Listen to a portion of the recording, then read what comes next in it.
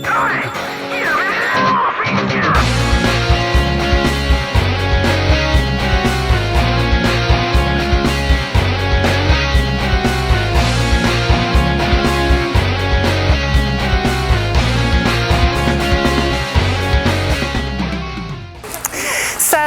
the fly tipping and the litter picking that we've had to do that's accumulated throughout the last 12 months has just been a huge financial impact to the railway in a time when it's been so difficult for us anyway as a charity.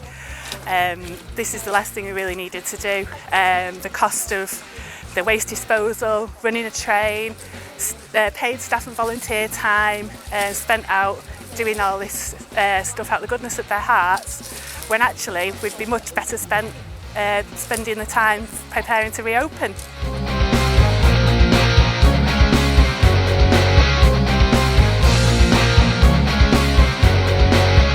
Our 12-mile wildlife corridor that currently is being infringed by recreational rubbish. And yet there's all this wildlife and biodiversity that's being impacted by people dumping their rubbish. I am wild, yeah? I'm also sweaty. Yeah, definitely. And do you want some new shoes? Some really lovely bricks, but please keep your rubbish to the other side of the fence.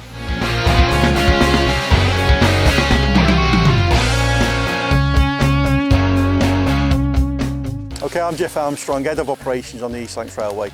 We're out today on the Heywood line collecting litter.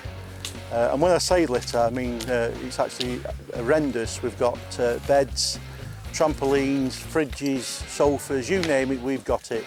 And most of it has all come from residents. Residents are taking the opportunity to throw their rubbish over their fence onto our embankment. So can I just say a big thank you to all the volunteers who are here today, also to the train crew, to the signalman who's come in especially for us to run a train to collect this litter. Obviously we can't get a skip on site, so we have to get a train here. That's additional money that we don't want to be paying out.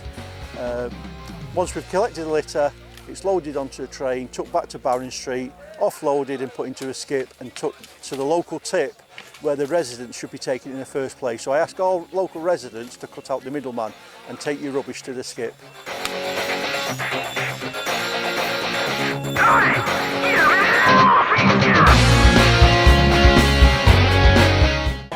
Hi everybody, well as you can see we're on the move today. Great to be back preparing for the opening of the railway. Today is not such a good news story because this is what we call the litter train. Fly tipping mainly, rubbish everywhere, people just throwing stuff onto the railway. I want to thank the volunteers who turned out today to help us with the litter picking and the like. But it's just good to be back really in terms of the last 12 months and the dramas and the challenges we face. Thankfully we've come through all those, and I want to thank everybody behind the scenes, helping with grants, helping with loans, donations, raffles, just generally helping to keep the railway alive really.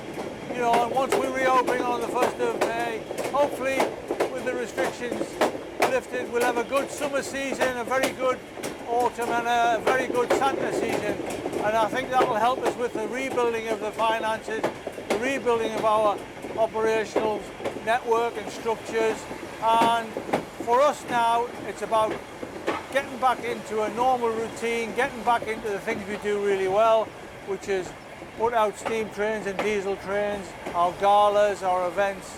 So for today, I think we can be optimistic if everything, in terms of what the government said, that when we get into the middle of June, all the restrictions have gone and we can plan with certainty.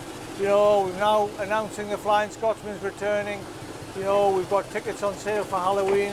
We're planning for a full Santa season, and I think hopefully the rest of the year we can do what we do best, which is to run trains.